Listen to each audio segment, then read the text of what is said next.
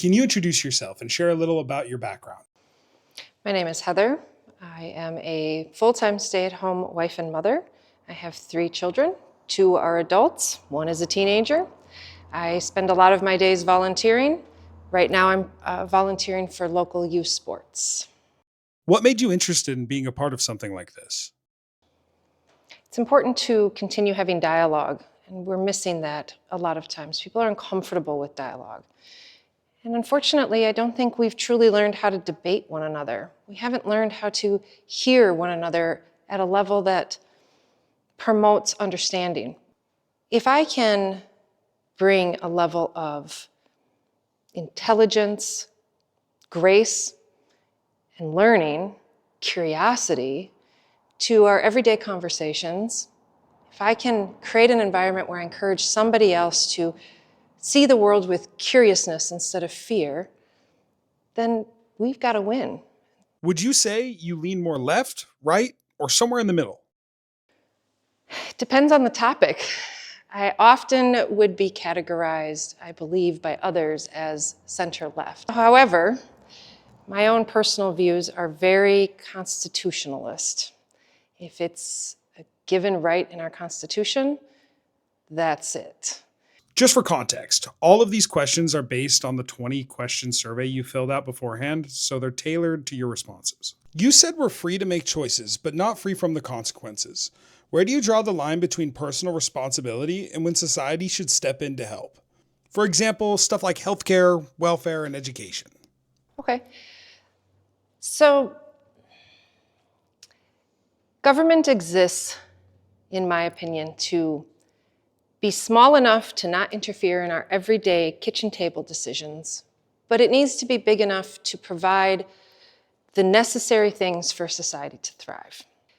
Society needs to step in when the roads are terrible and we can't easily get to and from our destinations. Society needs to step in when people are dying and shouldn't be. The numbers can dictate the behavior. We are a fairly well-off country as a whole. And I know that we currently can talk about an affordability crisis and we can talk about whether or not we can afford our day-to-day things, but we need to think bigger than today. We need to think bigger than what our immediate need is. If we want to debate what's best for society, we have to consider not only what's best for ourselves, but what would be best if we were in that situation. So if we want to talk about healthcare, there's several countries that have done universal healthcare very well. There are drawbacks. The idea that we have to have only one or only the other is short-sighted. We can take a look at what other people have done successfully and find ways to bring that to our own society. We talk about several European countries, and there's always this back and forth. What a lot of people don't talk about is not only are there universal healthcare options, but there are private healthcare options. Many European countries offer both. The idea being, though, that you never have to decide to choose your health or bankruptcy. People shouldn't have to face that. We can do better. How we do better becomes the difficult question.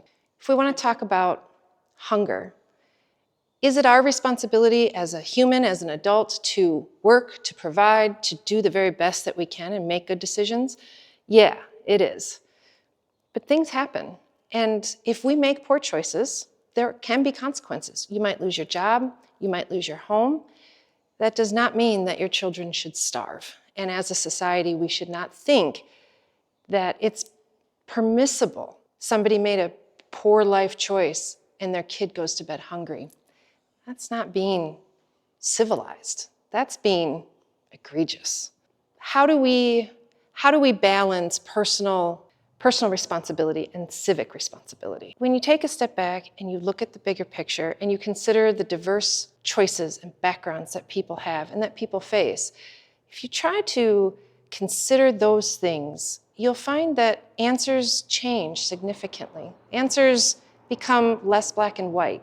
It's a matter of addressing these things with curiosity instead of judgment, asking the questions and being willing to give and take. If you're in a negotiation and everybody walks away unhappy, that's been a successful negotiation. Nobody truly won.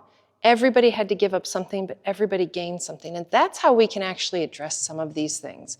When you want to talk about personal accountability, there are things that we can look at and say, you made that choice. Those are the consequences of your choice. But on a societal level, we have bigger debates. Should there be a threshold within society for how much help someone receives? For example, if somebody has been on the welfare state for the last 40 years. Yes. The clear answer to that is yes. But the nuanced answer to that is why? Why has it been 40 years? Do we need to look at the person's access to healthcare? Have they been battling a disease that does not allow them to consistently maintain a job, but they cannot get the healthcare they need in order to be healthy? We need to look at the whys of mental health. Is there something that they needed that they don't have access to? What are the resources available to the person? Are they lacking the proper education to understand what resources truly are available to them or how to move forward? Do they need job training? There's so many nuances to the whys. How do we actually treat people as individuals and account for nuance when the system is built on broad rules? My answer to that is local government, local control. Our Constitution makes that very clear for us. We have the ability to continue asking the nuanced questions in our own communities. We have the ability to recognize that societies are ever evolving.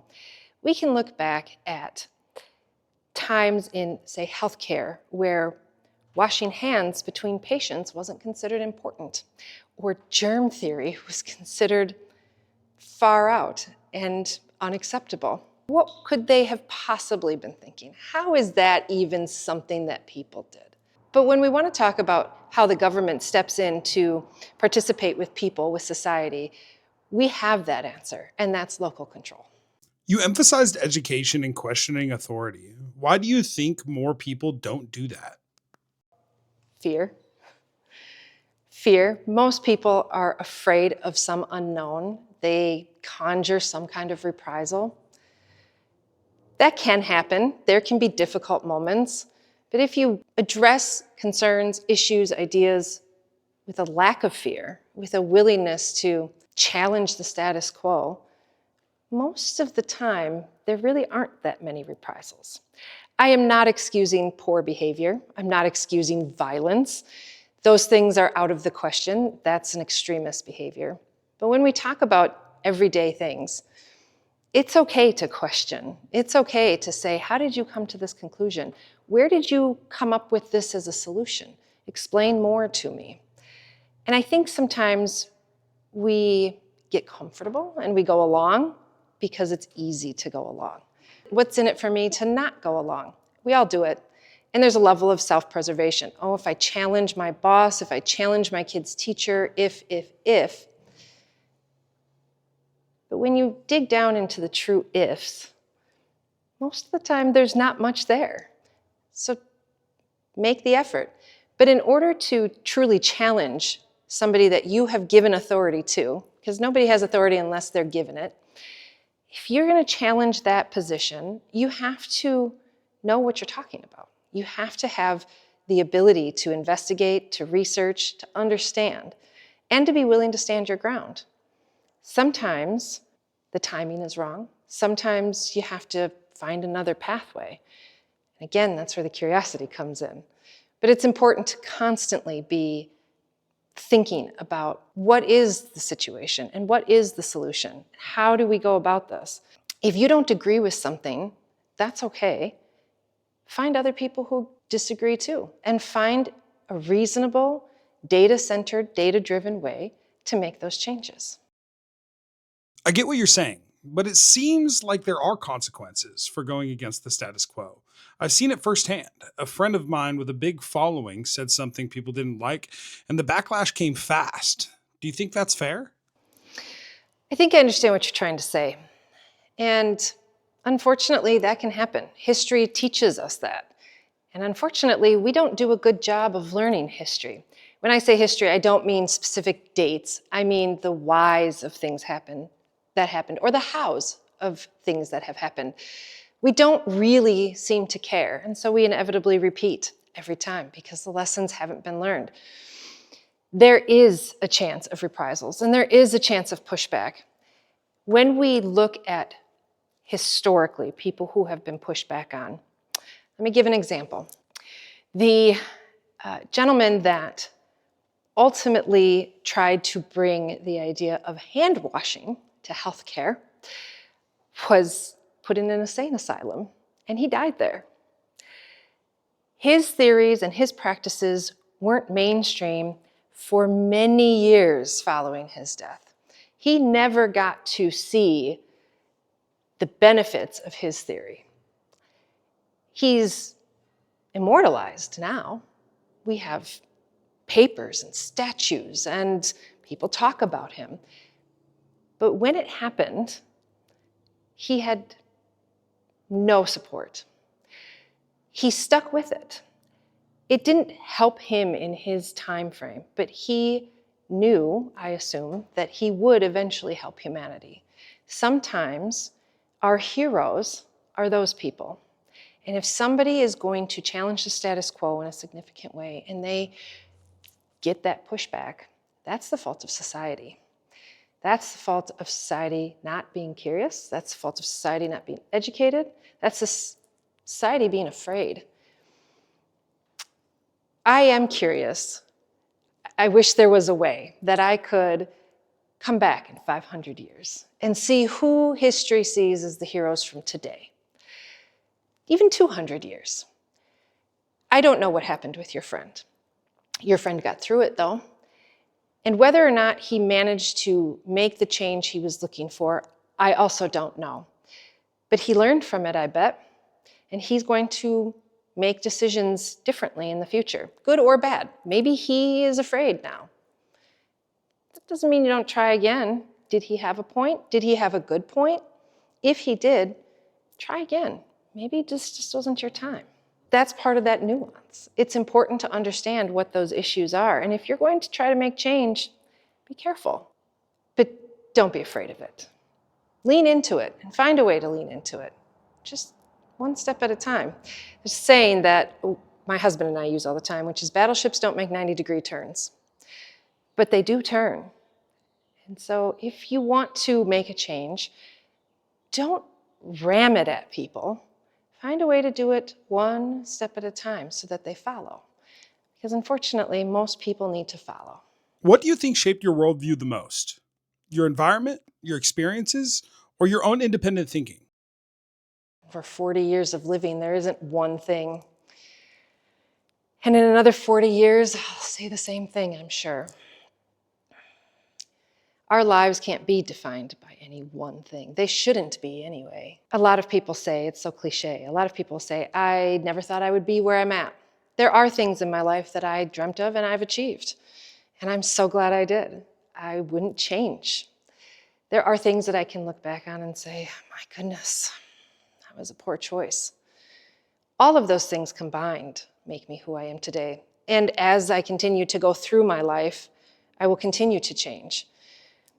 Having children changed me. Getting married changed me. Working versus staying home and working with raising my family, those things all changed me. Making decisions about friends and family, moves. When we moved, that changed me. Of course it's going to change anybody. Not all change is bad. Most change isn't. I think the thing that helps me, though, that would truly be something that I think others would look at and say, this is very much Heather, is I'm willing to ask the questions. I'm willing to make the difficult comments. I will hold curiosity, but I'll also make judgments, as we all do. The curiosity comes first, and then I make a choice. Right or wrong, I have to live with those consequences. They can be great or they can be terrible. But those are the things that I've chosen. But my curiosity makes a big difference in my life. My willingness to talk to people, to try something new. It's okay if I fail. It's okay if it doesn't work. I still learned, and I still probably have memories that I'll carry with me forever. One thing can't define me. but my willingness to be curious is highly influential. You said the government doesn't belong at the kitchen table. What role should government play in people's everyday lives? The everyday things that we expect to be able to drive on our roads. We expect our traffic lights to work. We expect to be able to pay our taxes. Whether we want to or not doesn't matter. We just expect to be able to do it. We expect to be able to go to work, to go to the grocery store, to go to the movies. And we expect to do so safely, freely. We expect to be able to travel freely without the government impeding. But the government is a huge part of those things in our everyday lives. It can be difficult to find that line, defining what is a kitchen table decision. Is a kitchen table decision what doctor I'm going to see? Is it what vehicle I'm going to buy? Is it how much I get paid? In my opinion, those are all kitchen table decisions. But on the flip side, how much I get paid should be protected. I should have fair wages. I should have a safe workplace. And because we can't count on individual businesses or people to make decisions that are going to be best for society, we have to have a collectiveness. And that's what our government is. That's what it's supposed to be, anyway. Our government is supposed to be a collective of the people saying, this is what we need in order to get through our everyday. I don't want the government telling me what doctor I should see or not see. But I want to make sure that the government is protecting me when I do go to the doctor. That doctor has to be licensed. That doctor has to be able to do his or her job well. That's the role of the government, in my opinion. When you say government doesn't belong at the kitchen table, do you mean that it shouldn't be discussed with family? No. Kitchen table is the things that we talk about with our friends and our family, the things that can be difficult conversations, difficult discussions. If your parent or your child, we don't want to hear this, but if they have a severe or serious disease, I want to be able to sit down with my family. If I am diagnosed with a serious disease, I want to be able to sit down with my family at my kitchen table or in my living room and have the conversation about what, if any, treatment I'm going to receive, how I'm going to receive it, when I'm going to receive it. I don't want that dictated by an outside entity, in this case, the government. You value constitutional rights strongly. Do you think the Constitution should evolve with society or stay as originally intended? That's an apples and oranges question. It should always stay as it intended. Intended is to have a free and fair society. A society that allows people to collectively make a decision about what's going to happen today and in the future. Society evolves. We learn new things. The things that were known and thought about and feared when the Constitution was enacted aren't the same things that are known and thought about and feared today. We can look at a lot of different areas where those things have changed. Our Constitution is very important, but so is our society and so is our education. And if we want to make a change to our Constitution, we can do that. We have the collective ability to do that. The concept of our Constitution has been repeated many times over. The individual aspects of constitutions around the world are different, and that's okay because it's based on their societal needs as they saw them at that time. The essence of it needs to be held near and dear, and we need to understand it. We need to understand the history of it, and I think we do a poor job of that. We need to look at the people that wrote our Constitution, the people who were blocked from being involved in writing our Constitution. We need to understand, as best as we can, what their intentions were and what they weren't, and what things were they ignorant about that we no longer hold the same way. And then we need to look at how we're instituting the concept of our Constitution. I think a lot of people don't realize that. I think a lot of people don't realize the extent of and the limits of the Constitution. A lot of people don't even realize that the courts are the least powerful branch according to the Constitution. The Supreme Court, ruled its own power, and that was allowed to go on. If we don't like it, we collectively can change it. That's the beauty of the Constitution. If we changed freedom of speech in the Constitution, would that fundamentally change what America is? In a black and white environment, yes. A straightforward yes. We cannot remove our ability to have an open dialogue and still call this a free and fair society. An uneducated dialogue, an ignorant dialogue, a hateful dialogue is not the true spirit, though, of the First Amendment. The First Amendment really is there to protect us from the government interfering in our ability to criticize the government, the people that are in the government, even though we understand that the government is of the people and by the people. So these are people that have been voted in, that continue to be voted in, and they are still part of our society. They are Americans, as are we all. If we take away the ability for people to speak openly about the government, good or bad, then yes, we do undermine the most fundamental part of our freedom.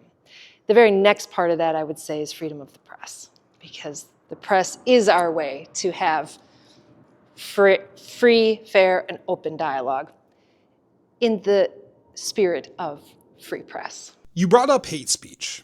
Do you think that's something that should be defined and regulated by law? Who defines hate speech? Does that change from generation to generation? History would indicate, yeah, it does. I think the best way to define speech where it's no longer free and fair, or it needs to be controlled, is at the point that we are inciting violence. I don't have to like something you say, but there's nothing that forces me to listen to it either. I have the free will to walk away. I have the free will to turn off the TV or the podcast.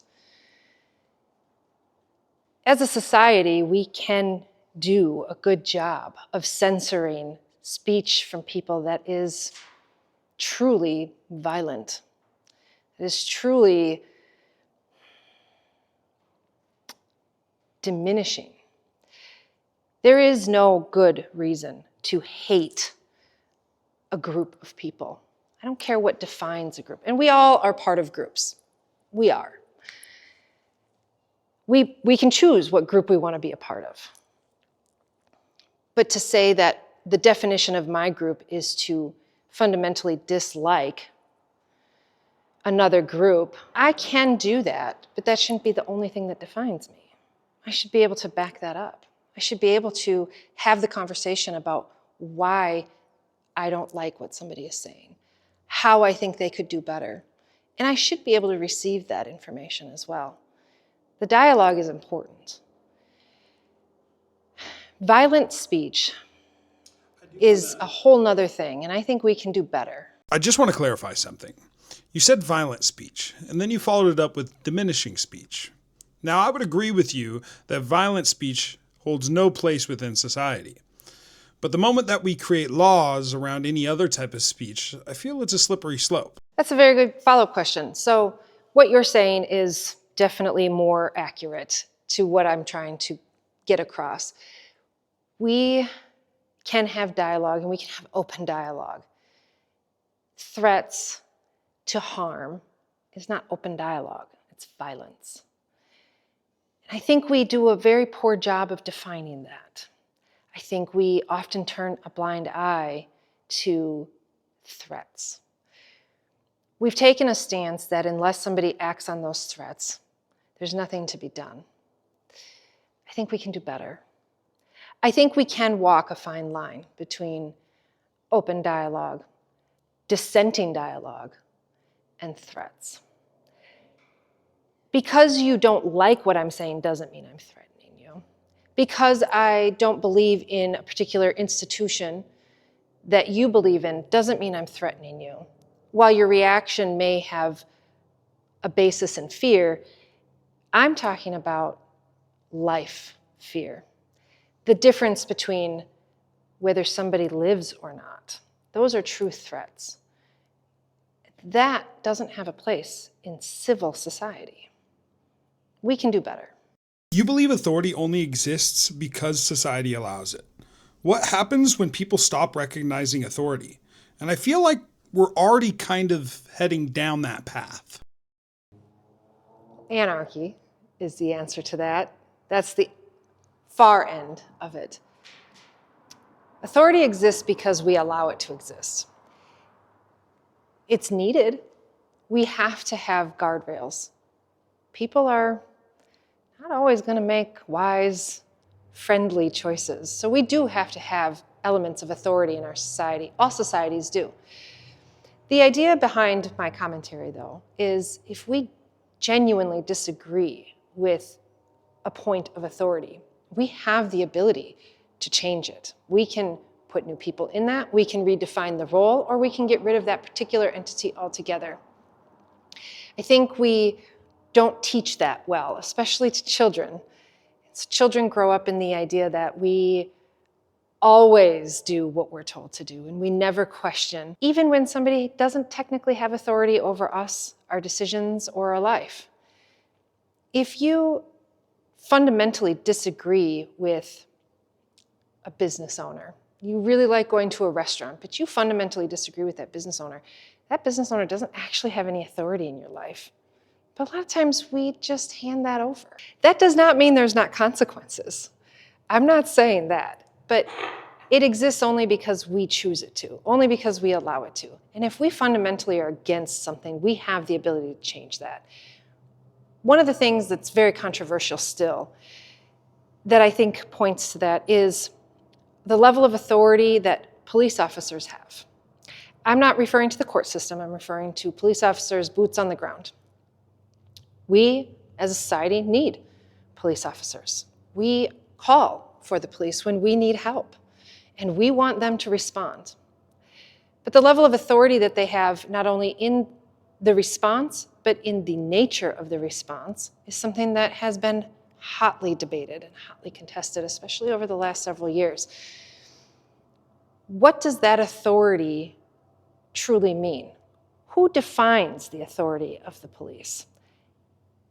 And if, as a society, we say we want something different, what fills that void? How do we make it different? These are difficult questions, difficult conversations that don't have one solid answer. But we can choose to change what authority means. We just have to do it. Fear usually keeps us from doing that. It feels like we've gone past just questioning authority and into almost demonizing it. The media used to protect the idea of the presidency, and now it's constant criticism. Do you think the media has a lot to do with why people question authority more now? Absolutely. That's exactly what it's supposed to do. That's why we have constitutionally defined media. It's exactly what it's supposed to do. And of course, people that are given a level of responsibility and a level of control are going to be demonized sometimes. That's what happens when you step into a leadership role. The leadership role doesn't matter if it's in your company that you work for, if it's in your family, if it's the government. It doesn't matter what leadership role it is. There's always going to be an element of demonization because you are making decisions that inherently impact people, and sometimes not always for the better. One thing that I think I would challenge your question, though, is to say that the presidency in our country is not glorified. It's not a God-given right. It's only there, and the person is only there because the collective decided that that person should be there. And they won't be there forever. I'm curious. Do you think that we've gone too far? Never. I would say I am not for anarchy or overall bad behavior. But there is never a point when we should stop questioning authority. That's how we make decisions. We always need to be, that's part of evolution. We always need to be asking the difficult questions. We need to be looking at the things that we've learned, the things that we've done. We'll go to COVID. It's far enough away, but still recent. If we had to do it all over again today, I know that there would be things that would be done differently. As a collective, we look back on things and go, that didn't work. That failed. That was not a good choice. We didn't know that at the time, but we know it now. And therein lies the questioning of authority. I think what a lot of people miss, though, is when you're in a position of authority, typically you have more information. You typically have consultants, experts. If we want to talk about the presidency, not who is the president, but the position of, they're surrounded by, or should be surrounded by, people who know a lot about some very specific things. And so the decisions that are going to come out of the president's office, the executive branch, in theory, are going to be based on information that you or I may not have. Whether that's right or wrong is a debate in and of itself, but that is why we give power to people, because we ask them to hold that responsibility. We ask them to be the ones to know that information and make that decision so that the rest of us can just go about our everyday lives. How many of us would actually step into that role? It's very easy to say, oh, I would do it differently. Would you? Let me put you in that position. Let me put you in a situation where you have to make a very difficult decision with the best information that you can have today. And let's see what your decision is. Are you going to even make a decision? Personally, I think part of the reason the media has gone too far in demonizing authority is because the news cycle is so fast now. And with traditional broadcast media declining, there's more pressure to chase views and clicks. It feels like that can lead to more extreme coverage of the presidency, with him being the highest office in the land. Do you think that's what's happening? I think what you're trying to drill down to is the integrity of media. Who makes that decision and who controls what goes out on broadcast? Broadcast in and of itself is meant to be broad. A lot of people consume single stream. That's relatively new. We have to grapple with that. When we take broad and we try to moralize it and we try to make it singular, we are losing the essence of broadcast. I think a lot of times people get upset or frustrated because the news is presented not as the facts, but as a personal opinion. We call it the talking heads, right? I don't want to listen to talking heads all day long. I do want to know, though, what happened in Maine today or in Germany today. I want to know what happened in my local area today. And not all bad stuff. I do want to hear about the things that people are doing that are good. I want to hear about the valedictorian or the kid that won a full ride scholarship or whatever. I don't need opinions about it. I can formulate my own opinions. But a lot of people struggle with that. And I think, for me, this begs a broader discussion of education and what defines education, which I know is another topic. But teaching people to be resource-based, teaching people to ask questions, to question authority. Why and how did they come to that decision? Why and how are we in this particular situation? We like to teach to the test. We think that we need to have education be data-driven. I would like to see education be learning-driven. When we start going into the data of things, we do see a change in how media is presented. But we also see a direct correlation with accessibility. It wasn't that long ago, you mentioned 1960s. We didn't have the internet globally. We didn't have the ability to send a message to somebody on the other side of the world and say, what's actually happening on the ground? We trusted that we were being told the truth. And as access has become broader, we do question if we were told the truth. What were our parents told or our grandparents told? Was it actually the truth? And unfortunately, trust is broken when the answer is no. We find that the answer is no many times. They were maybe told a part of the truth, an element of truth. If there was an agenda behind the truth, and we find that out later on in a later generation, everything gets called into question. So I think what you're drilling down to is the ethics and integrity of broadcast media. And I can understand that. We all struggle with that. Broadcast media is going through a transition. It has to. It has to evolve. It has to redefine itself. The idea that it's going to chase every dollar, well, of course, they have to keep the lights on. They have to pay their staff, or there still isn't any broadcast. But how they do that, what influences those dollars, is part of that question. Then the debate turns into, do we take profit out of media? But then we have government interference in media. Does that go against our Constitution of a free and fair media? We as a society are the consumers of broadcast. We can influence this. You can turn off the talking heads. If every time the talking heads come on, you change the channel, that's data. That is a data-driven decision that happens. It will take time. It's not going to happen tomorrow, but you can influence what happens in broadcast media. If we want something different, we have the ability to make that known because we can change the channel, because we can choose to consume something else. Do it. Consume something else. And change will happen. Not tomorrow, in a few years. Be patient and know that every time you change the channel, you are influencing future change. You said expanding rights shouldn't take away from others. How do you handle situations where they do, like a business owner refusing service based on religious beliefs versus someone's right to not be discriminated against? This is a fine line or gray area.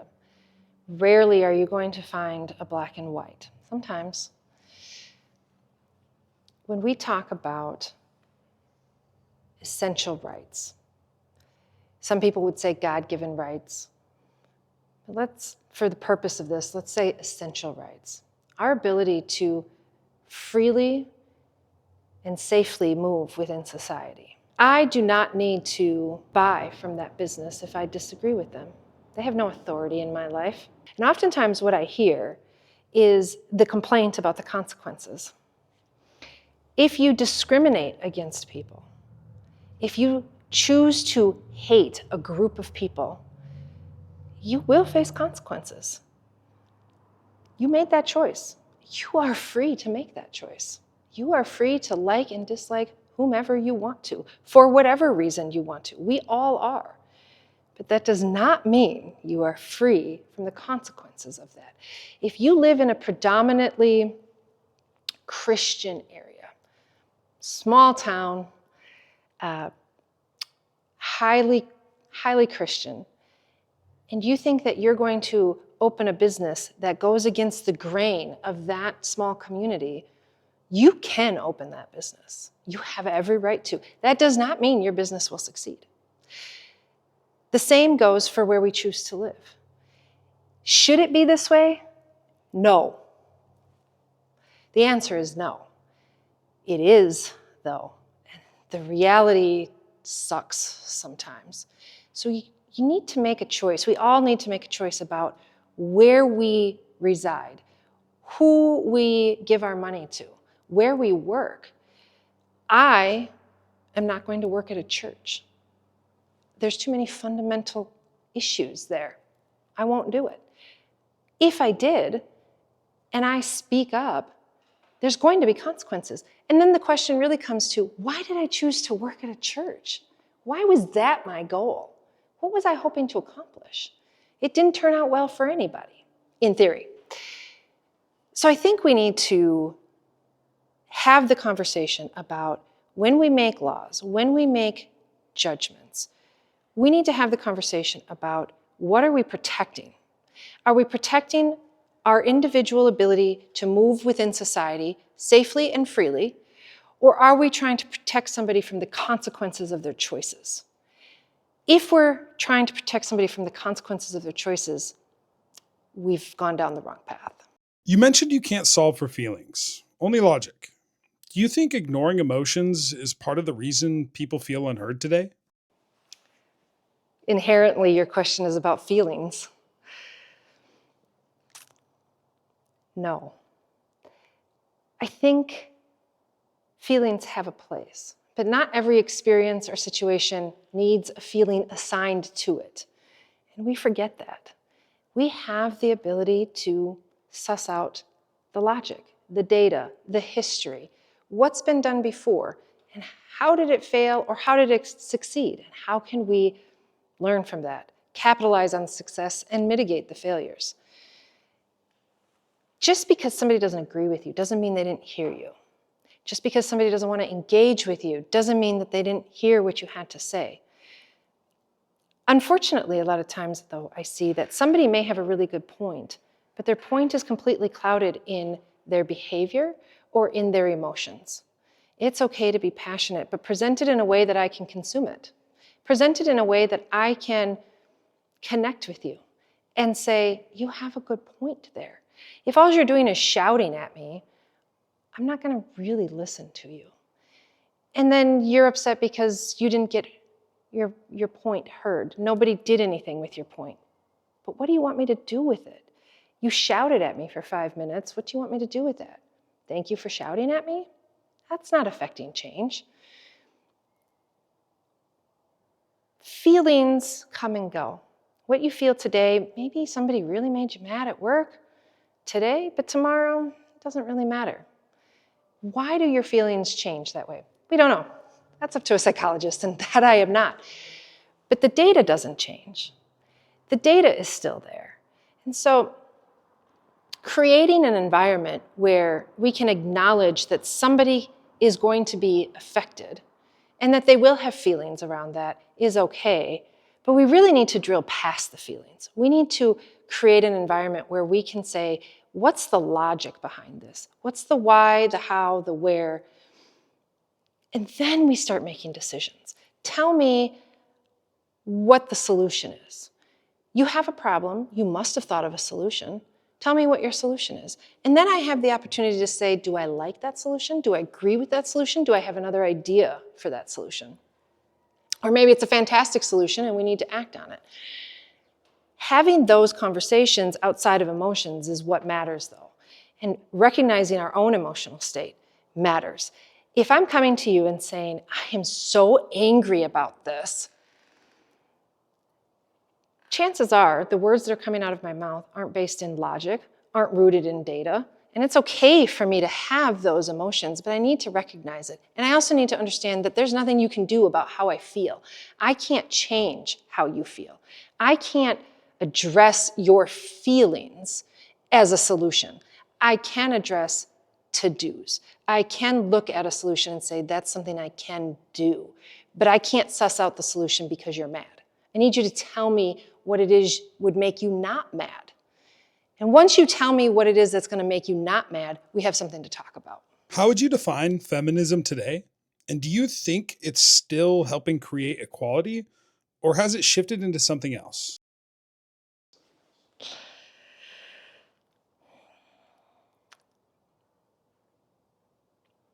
Feminism is the ability to make a choice. I am a stay-at-home wife and mother, but by choice. Not because I've been told I have to be, not because my husband demanded it or expected it. It's what worked for our family. As my children have grown, as my children don't need me as much anymore, we have ongoing conversations about, do we continue this? Do I want something else? The fact that I have the choice is what defines feminism. This kind of fits in with the concept of civility, civilians, civil society. We cannot have a civil society at the angst of a group of people. And when we try to raise one group of people by diminishing another group of people, controlling another group of people, having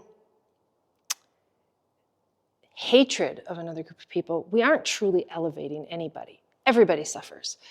The idea that women don't have a place in society, or the idea that women don't have the right to an opinion, or shouldn't be paid equally, or somehow are treated better because they're a woman, is short-sighted. It is ignorant in a lot of ways.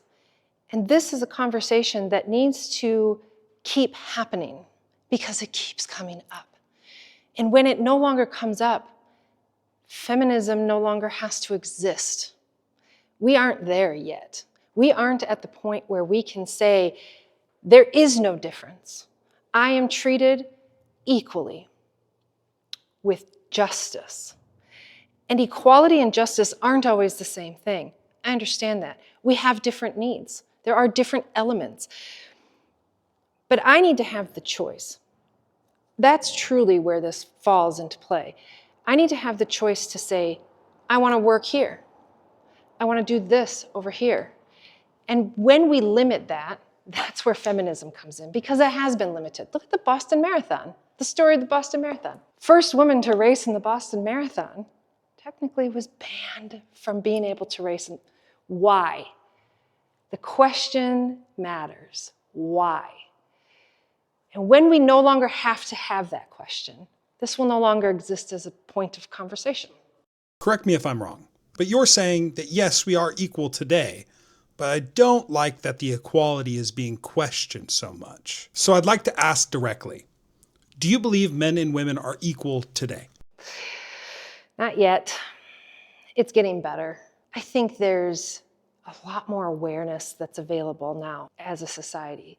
I think there's a lot of opportunity for people to hear the stories and question, why is this even happening? We talk about the Epstein files. We talk about Hollywood, and we all know, the stories that have come out of that. We've talked about Me Too. Now, you're hearing a theme, but you can translate it into any topic. We cannot say that we are equal until those stories stop existing, until those circumstances no longer exist, period. In theory, we are equal compared to our past, but I don't want to repeat the past, and I certainly don't want anybody else to repeat that past. So we have a long ways to go because today is somebody else's past. And what are they going to say in what will be our future about how we behave today, about the decisions that are made today, the conversations that were happening today? Why are we having conversations about equal pay? What started that? Why does that even exist? When you start asking why to people who are making those kinds of decisions, it gets really uncomfortable really fast.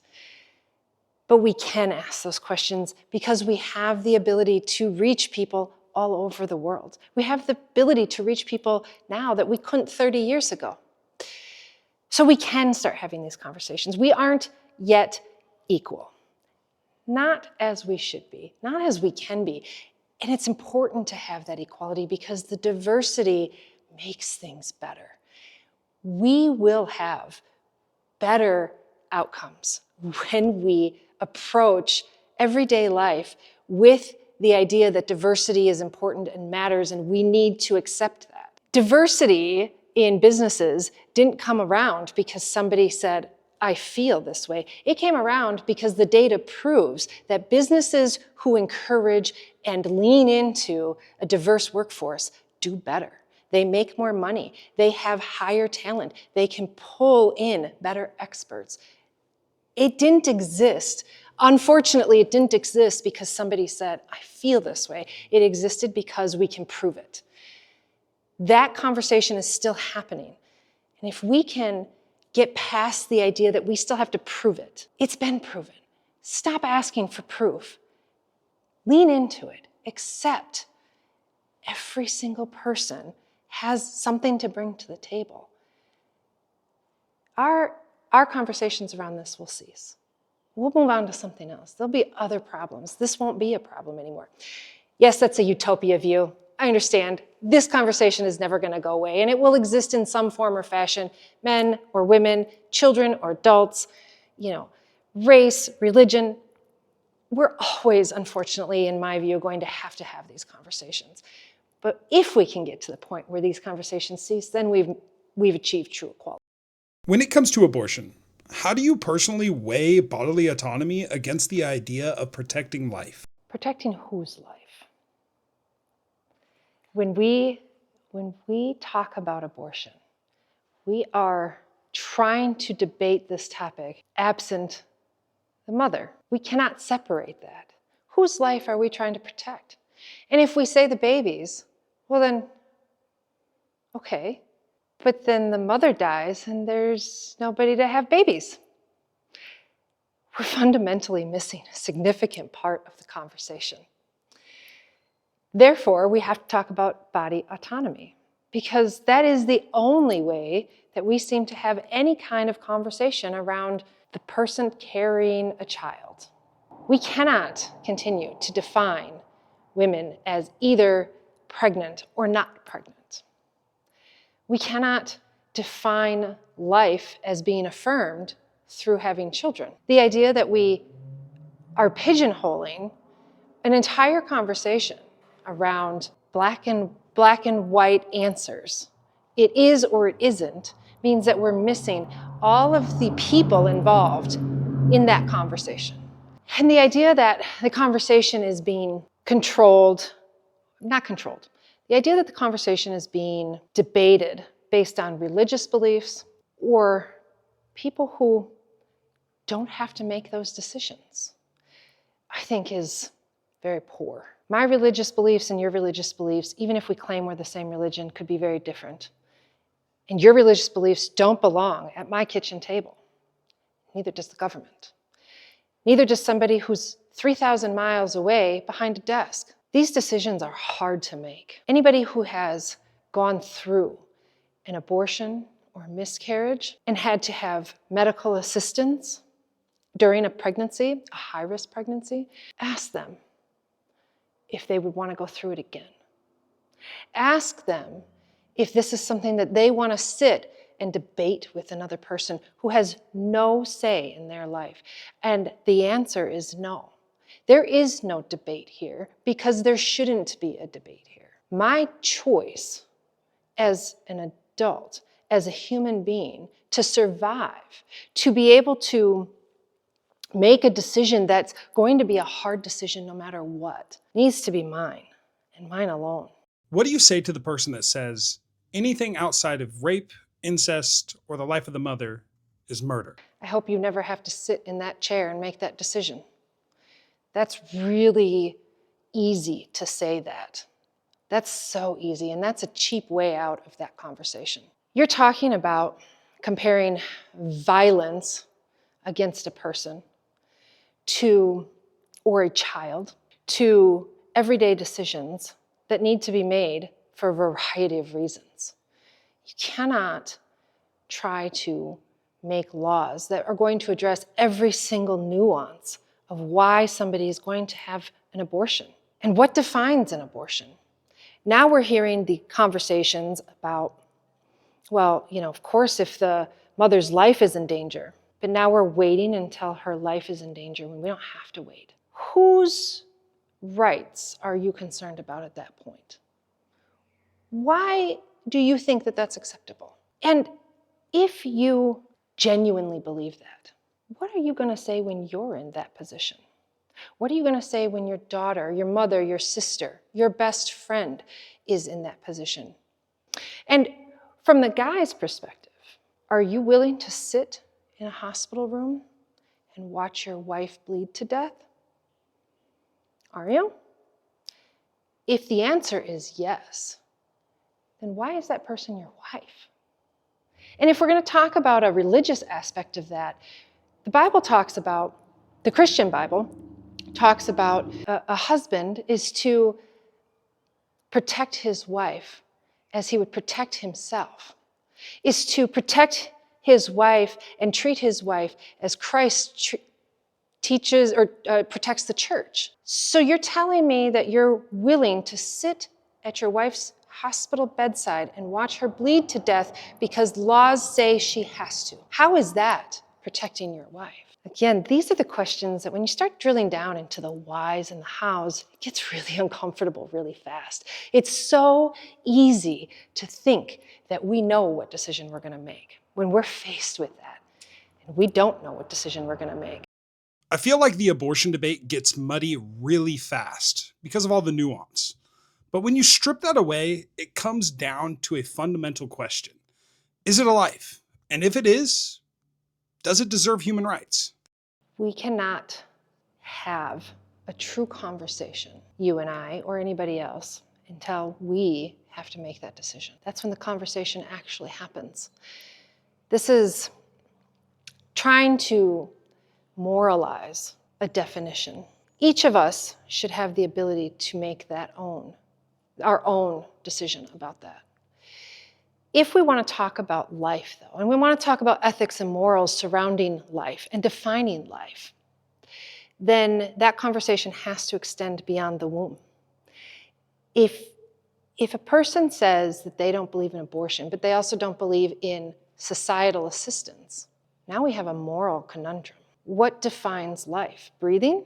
Succeeding? Making it through childhood? What defines life? You and I aren't going to solve that particular thing. If we go on biology, life is heartbeat and breath. But when we go beyond the very base fundamentals, what defines life? I don't want to have a child. Let me clarify. I believe it's an Elvis song, and I could be wrong on that. But he sings about another baby born into the ghetto. Is that life?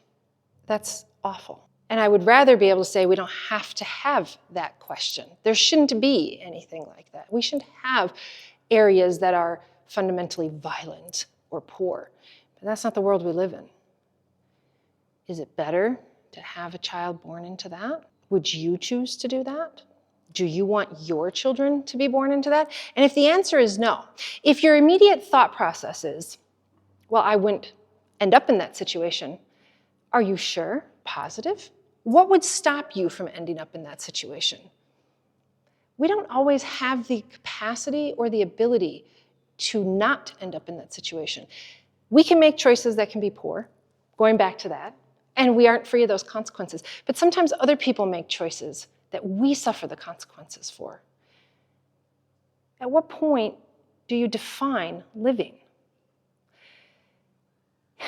If the theory of if you're in a hospital or a clinic where there's fertilized eggs and the place is on fire, are you going to get out? Me? All the test tubes? It's the train thing, right? Which one are you going to choose? Most people are going to get themselves out of that building, or they're going to help their loved one get out of that building. And later they're going to say, oh, it's so sad that all those vials were lost. That's your answer. You've already made that determination. I think the question you're referring to is, if there was 2 toddlers in one room and there was 10 fertilized zygotes in another room, and the building is burning down, and you can only choose one to save, who are you saving? Everybody's going to go get those toddlers. Let's just be honest. So people have already defined this question. We're just trying to moralize and control other people based on something that we personally think is important. I feel like abortion gets a little overcomplicated.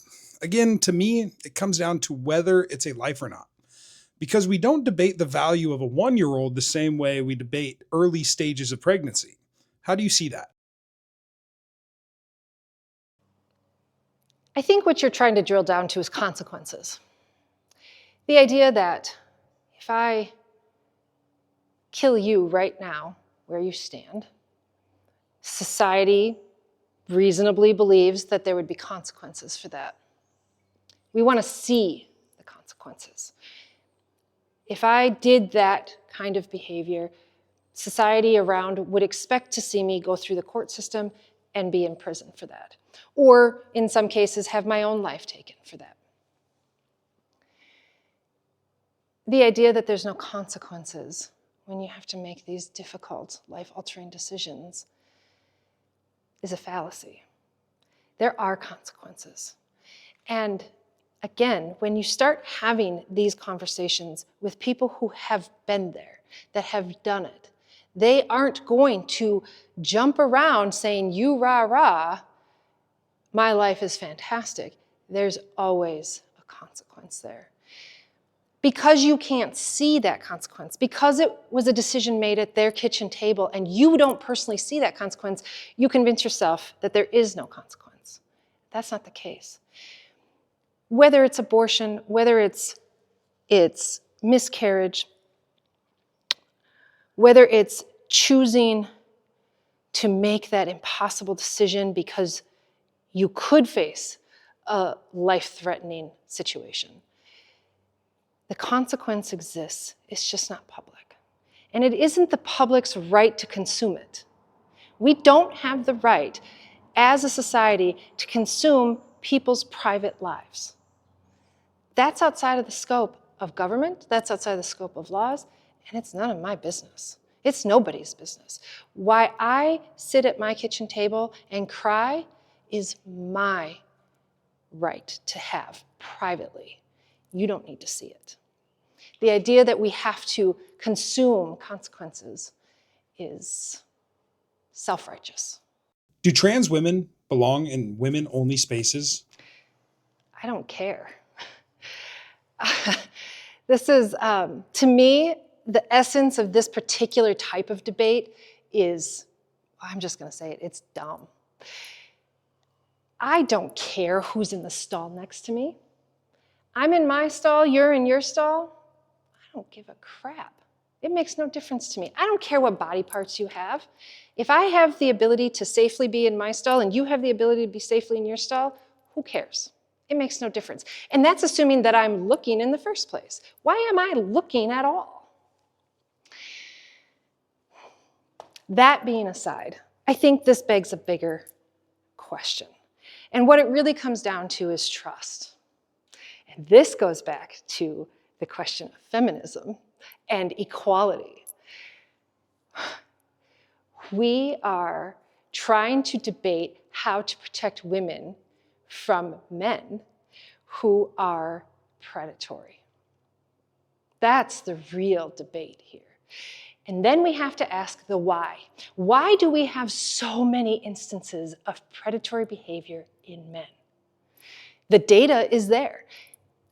We can go into small data sets to say, yes, there are women that do this, that, or the other. But when we're talking about this kind of predatory behavior, the numbers are overwhelmingly saying that men have a more predatory behavior. This is the whole bear in the woods debate. We need to do better about reducing that data point. The idea of not all men is out there. You're right.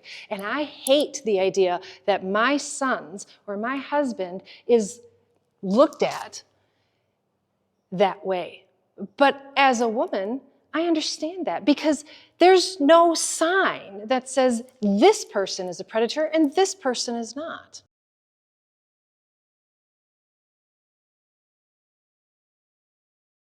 Just to clarify, you are saying that the problem isn't trans women in women's spaces, it is the amount of men who are predators in society. And if we minimize the amount of men who are predators, the other issue will no longer be an issue. I think it would be much less of an issue. I think the sports question is a whole nother topic. And the reason it's a whole nother topic is because we do biologically have differences. It just is. And I don't want to talk about the extremes. We can talk about the woman bodybuilder, or we can talk about the guy who, had a testosterone deficiency. These are outside of the general population. These are specific cases. We can't look at one extreme case or another extreme case. We need to talk about that as a whole. So if we want to talk about sports, women as a whole have been marginalized in sports. Why? I don't know. It shouldn't be. There goes the feminism side again. We aren't there yet. When we no longer have to have Title IX, I think it becomes an easier question. But when we talk about biology, there are differences. And if the data says that biologically there's an advantage that will make a trans person better or worse, we have to look at the data of that. And that goes in both directions. Should I be banned from a particular sport because I'm a woman? No. Should a man be banned from a particular sport because biologically he's a man? No. The answer is no across the board. If I'm competing with another group of women, and the data says that we are equal on both sides, man, woman, doesn't matter, we can equally compete, it's not a question. The data doesn't say that. How do we make a decision around the data, though, while trying to consider people's feelings? I do think there are simpler solutions to this. I think we can have biological women's, biological men's, and trans. I think we can do that if we can get past the idea that we have a say in how somebody presents themselves. And we haven't gotten there yet. We're so ingrained in saying that you must present yourself the way I want you to present yourself that we're missing the opportunity to be inclusive. We're missing the opportunity to say, we have a solution. We can make this happen, especially on a global level. We're not there. And we're going to continue having this debate until these other things are resolved. The idea of boys and girls' bathrooms, we don't hear it go the other way. Why not? Answer that question for yourself, and there you have the answer. That is the answer. I don't have to say it. We all know. We need to work at creating a less predatory environment first. Then we have to work at making sure that we stop trying to define people in the way that we want them defined. You can be different from me, and that's okay. Now I need to figure out, you and I need to come together and figure out a way that we can both participate. What does that look like? I don't have that answer, but I'm also not sitting on a panel trying to come up with the answer. If I was, I'd be asking for the data. I'd be talking to the experts that can answer the questions that I have. Somehow we think that this is going to be solved in politics. Somehow we think this is going to be solved in laws. It's not. It can't be. It's global and it's general, and it has existed forever. We're just now having the conversations. This is not a new thing. It's just new that we're openly discussing it. You had a strong stance on religion staying out of public life. Do you think religion does more harm or more good in modern society? Religion is what you need it to be. If it fills a void for a person, if a religion is something that gives meaning or direction in a positive way to a person's life, by all means, have at it. But you always have to understand that that's your own personal experience. Religion in and of itself is meant to be a personal experience. And the idea that we evangelize religion, I don't care what religion it is to me personally abhorrent.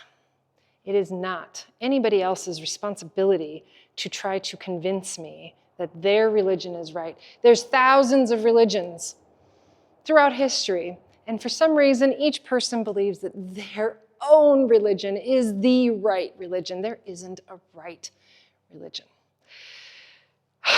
We cannot, what did I say in my statement? It's fine to have religion.